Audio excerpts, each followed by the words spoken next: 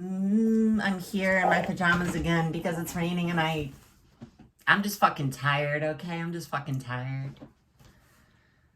I got enough sleep last night, but I'm just tired.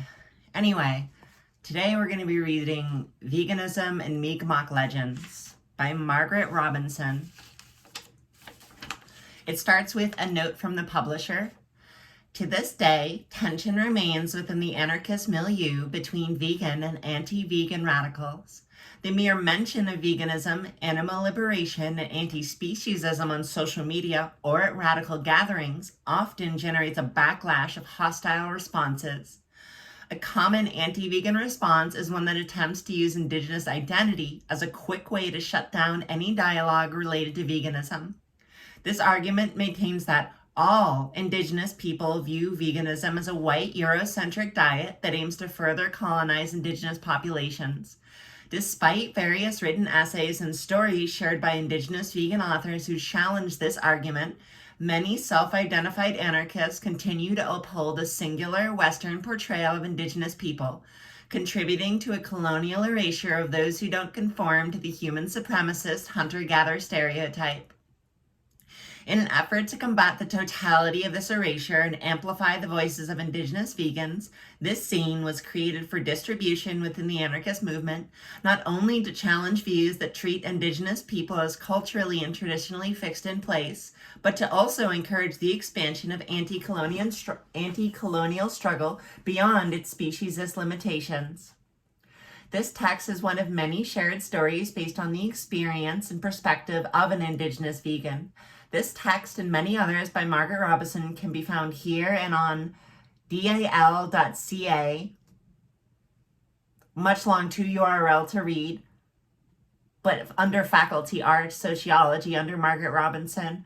But if you look up Warzone Distro, you should be able to find the No Blogs website that will have this zine. Veganism and Mi'kmaq Legends. Feminist natives do eat tofu. This text proposes a post-colonial eco-feminist reading of Mi'kmaq legends as the basis for a vegan diet rooted in Indigenous culture. I refer primarily to veganism throughout this work because, unlike vegetarianism, it is not only a diet but a lifestyle that, for ethical reasons, eschews the use of animal products. Constructing an Indigenous veganism faces two significant barriers, the first being the association of veganism with whiteness. In a joke at the beginning of his documentary, Redskins, Tricksters, and Puppy Stew, Ojibwa playwright Drew Hayden Taylor asks, "What do you call a native vegetarian?" His answer is a very bad hunter. The implication is that for an Indigenous person, choosing a non-meat diet is a kind of failure. In Stuff White People Like, satirical author Christian Lander portrays veganism as a tactic for maintaining white supremacy. He writes, quote, "As with many white people activities, being vegan/vegetarian enables them to feel as though they are helping the environment and gives them a sweet way to feel superior to others," unquote. Ecologist Robert Hunter depicts vegans as, quote, eco-Jesuits and veggie fundamentalists who force natives to do things the white man's way, unquote. By projecting white imperialism onto vegans, Hunter enables white omnivores, such as himself, to bond with Indigenous people over meat eating. When veganism is constructed as white, Indigenous people who eschew the use of animal products are depicted as sacrificing our cultural authenticity. This presents a challenge for those of us who view our veganism as ethically, spiritually, and culturally compatible with our indigeneity. A second barrier to Indigenous veganism is the portrayal of veganism as a product of class privilege. Opponents claim that a vegan diet is an indulgence since the poor, among whom Indigenous people are disproportionately represented, must eat whatever is available and cannot afford to be so picky. This argument assumes that highly processed specialty products make up the bulk of a vegan diet. Such an argument also overlooks the economic and environmental cost of meat and assumes that the subsidized meat and dairy industries in North America are representative of the world. That reminds me of watching like a documentary on people living in vans, actually. And one of the people being interviewed was like, yeah, in preparation for this, we like switched to a mostly vegan diet because it was cheaper to buy grains and vegetables than it is to buy meat or dairy products, especially if you don't have access to a fucking fridge. My proposal is not that we replace a vibrant traditional food culture with one associated with privileged white culture. The eating habits of the majority of the Mi'kmaq have already been colonized and are further complicated by poverty. As a participant in Bonita and Lawrence's study of mixed blood urban native identity explained, quote, people have been habituated to think that poverty is native, and so your macaroni soup and your poor diet is native, unquote. Lack of access to nutrient-rich foods is a problem Indigenous people have in common with other racialized and economically oppressed groups. Conju Briggs Jr. argues that, quote, in the U.S., poor communities of color are often bereft of access to fresh, healthy foods and disproportionately find themselves afflicted with the diseases of Western diets and lifestyles, unquote. He identifies this as a tactic of class warfare aimed at, quote, keeping the most chronically impoverished from being able to be healthy, long-lived, and highly functioning, and from excelling as human beings, unquote. Several researchers, e.g. Johnson, Travers, and Mi'kmaq Health Research Group, have noted that the reserve system has begotten a diet high in sugar and carbohydrates and low in protein and fiber. As a result, Mi'kmaq people have seen a serious increase in obesity, diabetes, mellitus, and gallstones. Professor of Human Ecology Kim Travers cites 3 causes of nutrient-poor diet among the Mi'kmaq: low income, lack of access to transportation, and reserve land unsuitable for agriculture, fishing, or hunting. That's really important. That is part of like the European colonialism in North America. As people will some people were just fucking wiped out. The Massachusetts doesn't exist as a communal group anymore, though I'm absolutely certain there were some people who managed to fucking escape the essential community of the Massachusetts completely genocided. And then the people who managed to like fight and survive and maintain like the barest grain of their like culture and autonomy were often forced into like shit ass land, and all the good parts of that land that might have existed just get seized by the US government and corporations. It's the ongoing colonial, like it didn't happen before, it's still happening. Travers notes that Mi'kmaq people living on reserve are often limited to eating highly processed proteins such as peanut butter, wieners, or bologna. Bologna? I don't know how to pronounce bologna. My brain wants to read it as bologna, but I'm like, this is like, I pronounced lingerie as lingerie until I was like fucking 13. Traditionally, the Mi'kmaq diet was meat heavy, consisting of beaver, fish, eel, birds, porcupine, and sometimes larger animals such as whales, moose, or caribou, supplemented by vegetables, roots, nuts, and berries. The use of animals as food also figures prominently in our Mi'kmaq legends. Food production is gendered in Mi'kmaq culture. While women were trained in food gathering, cleaning, and preparation, hunting was a traditionally male activity connected with the maintenance of virility. The killing of a moose acted as a symbol of a boy's entry into manhood. To reject such practices undercuts methods of male Mi'kmaq identity construction. Yet the content in which this identity develops has changed significantly since the arrival of European colonialists. Meat as a symbol of a patriarchy shared with colonizing forces arguably binds us with white colonial culture to a greater degree than practices such as veganism, which, although overwhelmingly white itself, is far from hegemonic.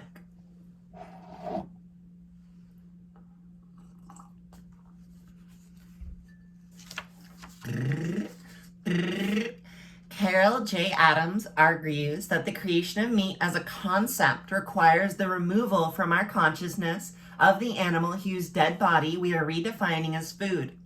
Adams writes, the function of the absent referent is to keep our meat separated from any idea that she or he was once an animal, to keep something from being seen as someone. Once the existence of meat is disconnected from the existence of an animal who is killed to become that meat, meat becomes unanchored by its original referent, the animal, becoming instead a free-floating image, used often to reflect women's status as animals.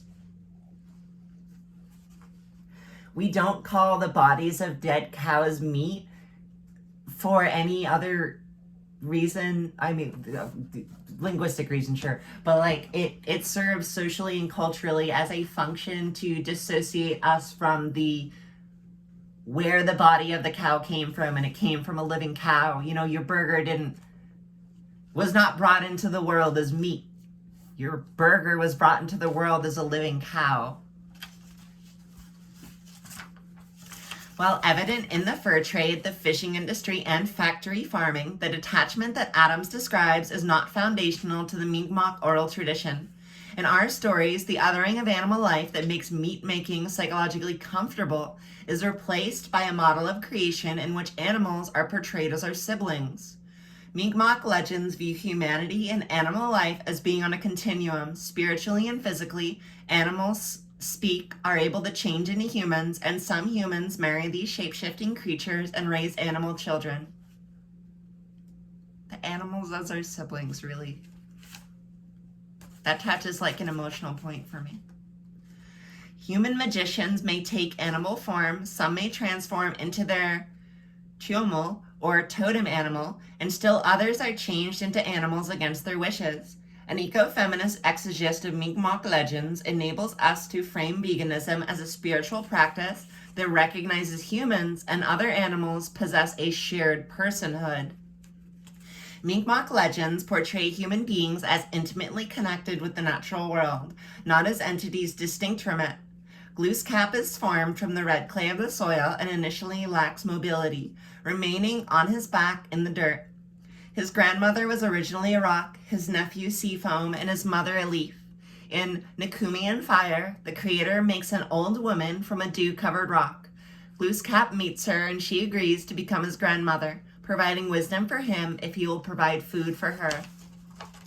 Nekumi explains that as an old woman, meat is necessary for her because she cannot live in plants and berries alone. Glooskap calls to Martin and asks him to give his life so Glooskap's grandmother may live. Martin agrees because of his friendship with Glooskap. For his sacrifice, Glooskap makes Martin his brother.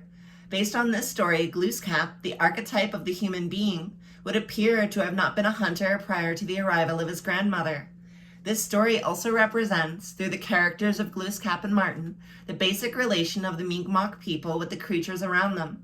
The animals are willing to provide food and clothing, shelter and tools, but always they must be treated with the respect given a brother and friend. The Mi'kmaq creation story tells of the birth of Glooskap's nephew from sea foam caught in sweetgrass. To celebrate the nephew's arrival, Glooskap and his family have a feast of fish. Glooskap called upon the salmon of the rivers and seas to come to shore and give up their lives. Although not unproblematic, this dynamic is at least open to the possibility of refusal on the part of the animal. As well, the story undermines the widespread view that humans have an innate right to use animal flesh as food. Glooskap and his family do not want to kill all the animals for their survival, indicating moderation in their fishing practices. The theme is one of dependence, not dominion. Human survival is the justification for the death of Glooskap's animal friends. The animals have independent life, their own purpose, and their own relationships with the Creator. They're not made for food, but willingly become food as a sacrifice for their friends. This is a far cry from the perspective of the white colonial hunter, in which animals are constructed as requiring population control, turning slaughter into a service performed rather than one received.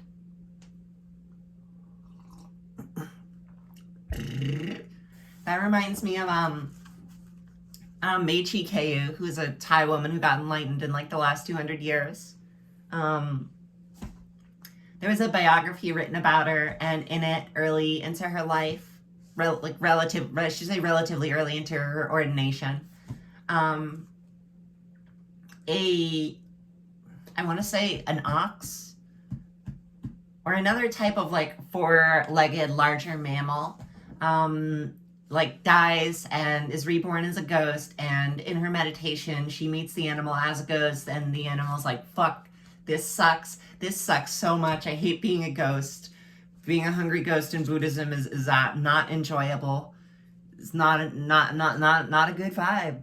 And she's like, shit, man, you just gotta follow the 5 precepts. And the animal is like, please, if you get delivered by meat from a hunter, please eat it. And the next day, a hunter comes and say, hey, I killed this animal and I have extra meat and I'm offering it to the nuns, or the Meis. They don't, patriarchy in Thailand is some shit. And the act of the, basically nuns, eating the animals serves as sort of like giving the animal positive karma by accepting the offering the animal made with his body. It's interesting. In Theravada, hunters or lay people are not supposed to kill animals specifically for offering. Doesn't mean it doesn't happen. It absolutely fucking does. But like, that's the idea, even. An interesting exception to this thread is the Wabanaki story of Glooskap and his people, which blames the animals themselves for man's aggression towards them. In this tale, Malsum, an evil counterpart to Glooskap, turns the animals against Glooskap. Glooskap announces, quote, I made the animals to be man's friends, but they have acted with selfishness and treachery. Hereafter they shall be your servants and provide you with food and clothing. The original vision of harmony is lost, and inequality takes its place as the punishment for listening to Malsum. In this way, the story is similar to the Genesis story of the expulsion of Adam and Eve from the Garden of Eden. Glooskap shows the men how to make bows, arrows, and spears, and shows the women how to scrape hides and make clothing. Unquote. Now you have the power over even the largest wild creatures. Quote. He said, quote, yet I charge you to use this power gently. If you take more game than you need for food and clothing, or kill for the pleasure of killing, hunters, then you will be visited by a pitiless giant named Famine. I shouldn't say hunters writ large, but like the vast majority of hunters in the majority of North America is for pleasure and not subsistence. Obviously, there is some subsistence hunting that happens in the world. If you live in America, that's tiny minority. Even in this story, which attempts to justify dominion, the proper relation to the animals is only for food and clothing. Exceptions to this principle appear in stories where a malevolent human magician has taken the form of an animal. In these cases, the protagonists often kill the animal without purpose other than defeating their human enemy. These stories characterize animals as independent people with rights, wills, and freedom. If animal consent is required to justify their consumption, then it opens the possibility that such consent may be revoked. Overfishing, overhunting, and the wholesale destruction of their natural habitat could certainly give the animals cause to rethink the bargain. Another feature of Mi'kmaq stories is the regret that comes with animal death. In the Legend of the Wild Goose, Glooskap is concerned for the safety of the smaller migrating birds and charges the Canada goose with their protection. In Nakumian Fire, Glooskap snaps Martin's neck and placed him on the ground, but immediately regrets his actions. Nakumi speaks to the creator, and Martin comes back to life and returns to his home in the river. On the ground now lays the body of another Martin. This story is far from a straightforward tale of why we eat animals. Martin is both dead and alive. Dead as a Martin available for consumption by the grandmother, but alive as Martin, the friend of Glooskap and his people. The Adventures of Katugwasis tells how Glooskap's grandmother used magic to untamed unlimited amounts of beaver meat from a single bone, reflecting a wish for abundance disconnected from the need to hunt.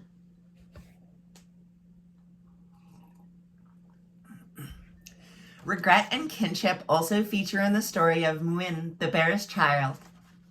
In one version of this tale, a young boy, Siko, is trapped in a cave by his evil stepfather and left to die.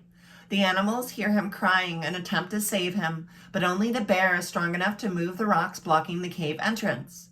Seiko is adopted and raised as a bear. Later, Seiko's bear family is attacked by hunters and his mother is killed. He addresses the hunters, "I am a human like you. Spare the she-cub, my adopted sister," unquote. The amazed hunters put down their weapons and gladly spare the cub.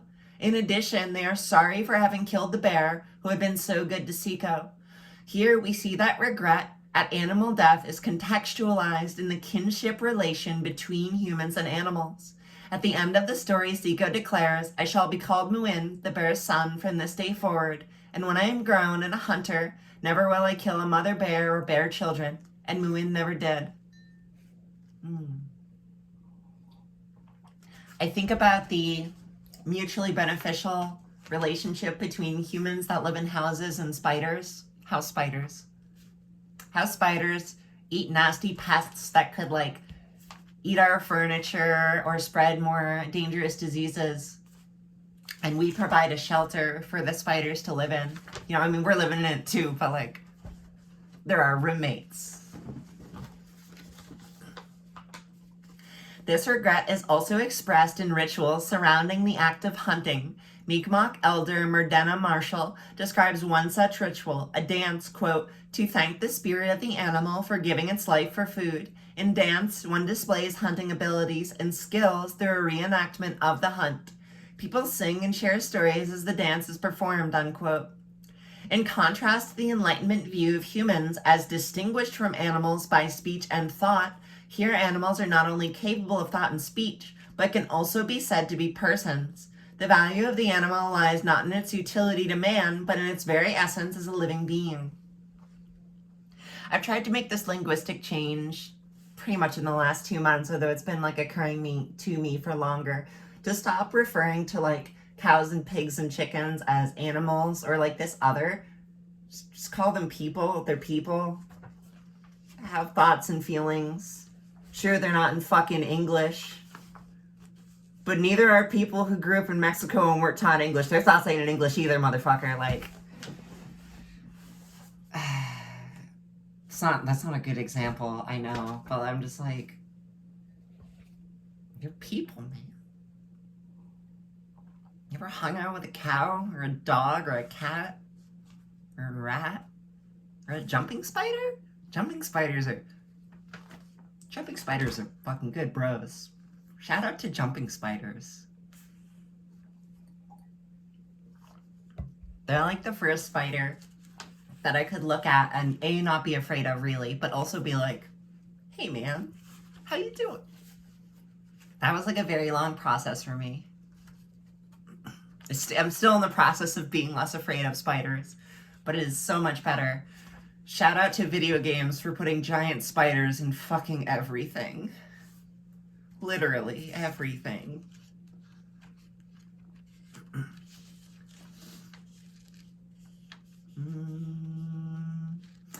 The value of the animal lies not in its utility to man, but in its very essence as a living being. Not all Mi'kmaq food traditions center upon meat. Glooskap's mother was a leaf on a tree given life in human form by the sun. The feast celebrating her birth is entirely vegetarian, consists of plants, roots, berries, nuts, and fruit, and the nephew, whose role is usually that of hunter, becomes the gatherer in this instance. If we recognize that activities traditionally performed by Mi'kmaq women, such as fruit, vegetable, and nut gathering, are also fully indigenous traditions, then we can form indigenous counter-narratives to the promotion of meat. The values obtained from an ecofeminist exegist of Mi'kmaq stories can serve as a starting point for an indigenous veganism. The personhood of animals, their self-determination, and our regret at their death all share that choosing not to ask for their sacrifice is a legitimately indigenous option. Since the consumption of animals for food, clothing, and shelter is no longer necessary, as vegan culture testifies, then the Mi'kmaq tradition, as manifested in our legends, suggests that hunting and killing our animal brothers is no longer authorized. Because indigenous people are the targets of genocide and cultural practices we adopt or reject, the cultural practices we adopt or reject are vitally important. Bonita Lawrence notes that daily life practices have historically been used to assess the authenticity of Native identity claims and accord Indian status. Some may argue that the embodiment of Mi'kmaq values into new practices, such as veganism, is not a legitimate development, and may even threaten the ways our treaty rights are assessed by others. Yet those who value only the preservation of an unchanging tradition join with the colonial powers in seeing no place for a contemporary indigeneity. There is more to our culture and to our relationship with the land, particularly as women, than hunting and killing animals. The modern commercial fishery, often touted as offering economic security for Indigenous communities, is actually further removed from our Mi'kmaq values than modern-day practices are. The former views fish as objects to be collected for exchange, with economic power taking the place of sustenance, while the latter is rooted in a relationship with the animals based upon respect and responsibility. Again, the theme is one of necessity, not pleasure. If women initiated the hunt, as in the story of Glooskap's grandmother, then surely changing circumstances can empower us to end it. One must also be aware of changing circumstances and needs among the Mi'kmaq population. Few of us can sustain ourselves through traditional hunting, fishing, or gathering. As research shows, those Mi'kmaq people living on a reserve are usually dependent on store-bought food. In addition, half of Canada's Indigenous population live in urban areas. When indigeneity is defined as a primordial lifestyle, it reflects our intentional extinction as a people. The reinterpretation of tradition and the malleability of ritual enabled our ancestors to survive genocide, famine, disease, forced moves, isolation on reserves, residential schooling, and a host of other colonial ills. Similarly, we must find ways to adapt to the increasing individuality of urban life. One solution is to embody our traditional values in new rituals.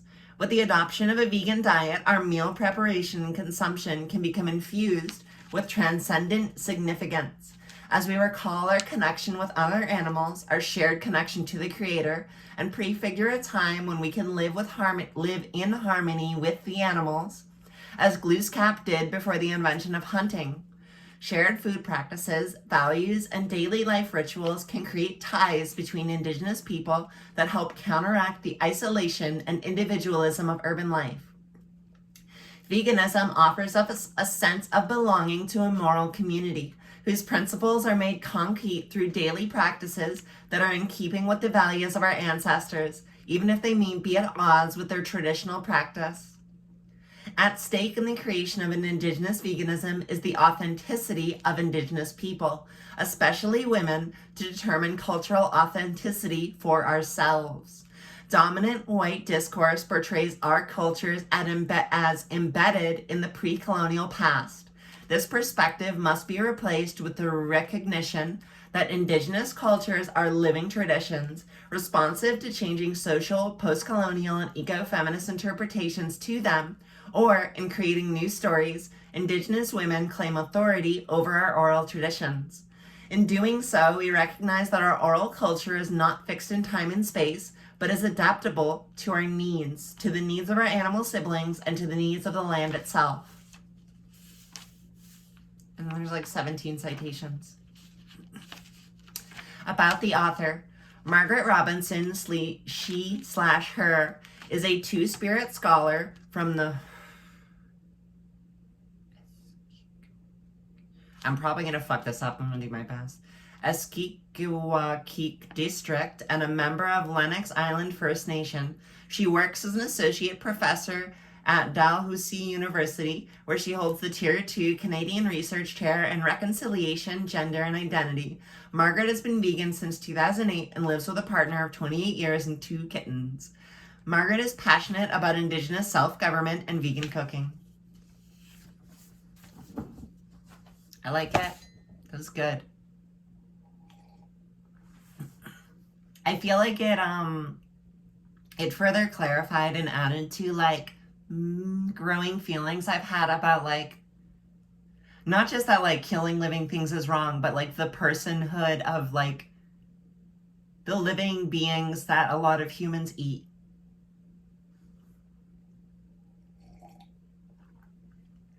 All right, tomorrow we're gonna read a different one. Have a good dealio, cool cats.